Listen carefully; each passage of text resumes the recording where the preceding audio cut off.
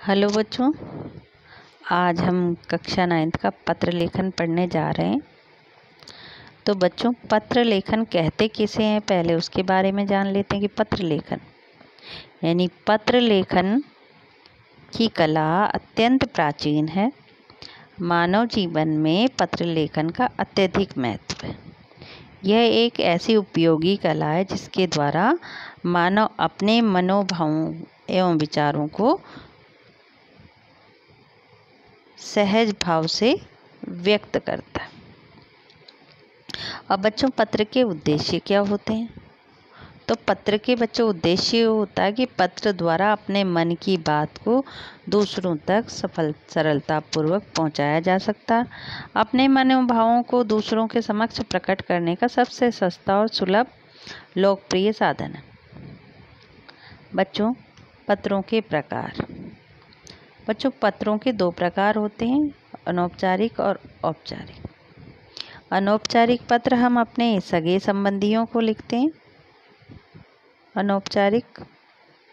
और औपचारिक पत्र हम उन व्यक्तियों को लिखते हैं जिनसे हमारा कोई संबंध नहीं होता, उनको हम अनौपचारिक पत्र लिखते हैं। जैसे प्रधानाचार्य को, विद्यालय के संस्थाओं के संपादकों को, सरकारी जो भी जगह होती है बच्चों, वहाँ पर हम जो सरकारी कार्यालय होते हैं आदि, उनमें हम औपचारिक पत्र लिखते हैं।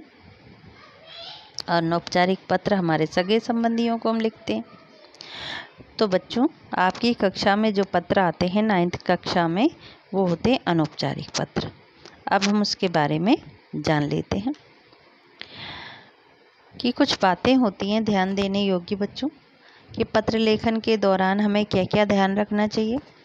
पत्र लेखन के दौरान निम्नलिखित बातों का हमें ध्यान रखना चाहिए। पत्र लिखते समय अपनी तथा प्राप्तकर्ता की आयु और योग्यता तथा पद का ध्यान हमें रखना चाहिए कि जब हम पत्र लिख रहे हैं तो वो किस पद पर है, जो भी है। पत्र के दौरान शुद्ध, स्वच्छ एवं स्पष्ट लेखन पर ध्यान देना चाहिए। काट छांट हमें नहीं करनी चाहिए। पत्र की सामग्री सारयुक्त, सार्थक होनी। सारयुक्त यानी कम शब्दों में हो और सार्थक हो, अर्थ सहित हो। पत्र का विषय स्पष्ट होना चाहिए, उसमें स्थान, दिनांक और प्रेषक का स्पष्ट उल्लेख होना चाहिए, यानी जो भेजने वाला है उसका उल्लेख सही तरीके से होना चाहिए। सदैव हमें ध्यान रखना चाहिए बच्चों कि परीक्षा भवन में पत्र लेखन के दौरान परीक्षार्थियों द्वारा हस्ताक्षर नहीं किए जाते। विद्यार्थियों उसके स्थान पर क्या लिखते हैं? क, ख, ग, अ, ब, स आदि लिखते हैं। और अनौपचारिक पत्र लिखने के दौरान बच्चों हमें यथाचित संबोधन का ध्यान रखना चाहिए, अभिवादन का ध्यान रखना चाहिए। शिष्टाचार पूर्ण और प्राप्तकर्ता पर पूर्ण प्रभाव डालता है ये सारी चीज़ें जो होती। और अनौपचारिक पत्र जो होते हैं बच्चों, उसकी लेखन के दौरान क्या क्या चीज़ें होती हैं, तो उनके बारे में हम जान लेते हैं। जैसे संबंध, हमारे कैसे संबंध है उनसे। अपने बड़ों व्यक्तियों के लिए, जैसे दादा दादी, नाना नानी इत्यादि, उनके लिए संबोधन हम करेंगे। पूजनीय, पूजनीय, आदरणीय, माननीय, जो हमसे बड़े। अभिवादन, प्रणाम, सादर, सादर प्रणाम, चरण वंदना या चरण स्पर्श। समापन, जब हम पत्र की समाप्ति करेंगे उस समय हम आपका पुत्र, आपका बेटा इत्यादि इन चीज़ों से संबोधित करेंगे, जो भी हमारा उनसे रिश्ता हो उसके अनुसार। समान उम्र वालों के लिए बच्चों, जैसे मित्र हो, सहेली, भाई बहन, उनके लिए हम संबोधन शब्द में प्रिय मित्र, मित्रवर, ये वाली चीज़ हम करेंगे। उसके बाद में यहाँ पर सस्नेह, और ये लास्ट में समापन पे ये चीज़ लिखते हैं। इसी तरह हमसे छोटों के लिए लिखते हैं, ये सारी चीज़ें हम उनके लिए लिखते हैं। अब बच्चों, हम एक पत्र यहाँ पर देख लीजिए करने जा रहे हैं। तो ये पत्र है पहला, उसके बारे में जान लीजिए कि ये पत्र है। इसमें सादर प्रणाम, नई दिल्ली, दिनांक लिखा, उसके पश्चात प्रिय स्वाति, खुश रहो। फिर उसके बाद में बॉडी का क्लेवर लिखा हुआ है यहाँ पे, ये किस विषय पर है। लास्ट में तुम्हारी प्रतीक्षा में तुम्हारी बहन और फिर नाम की जगह बच्चों क ख ग लिखा हुआ। इस तरह से पत्र में लिखा हुआ। और बिल्कुल बच्चों पत्र की जो सीध है वो एक सीध में लिखा हुआ है, सीधे।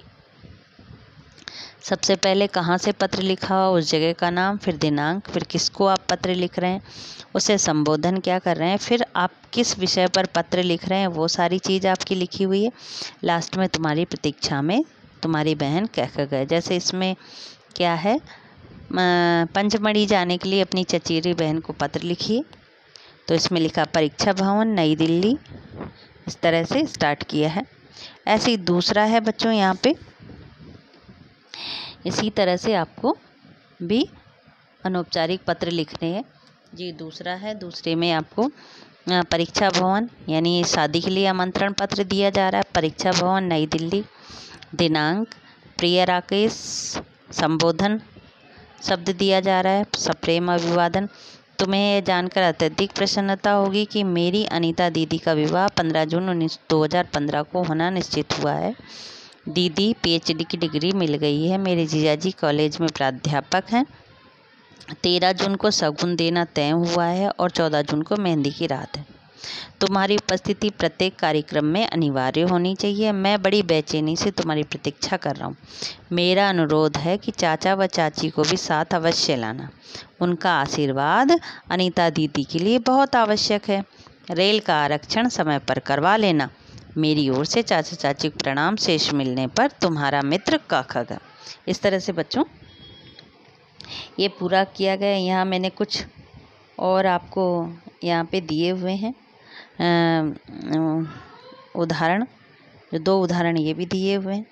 इस तरह बच्चों आपको समझ में आ गया होगा कि अनौपचारिक पत्र आपको किस तरह से लिखना है और इन सब बातों का आपको ध्यान रखना है।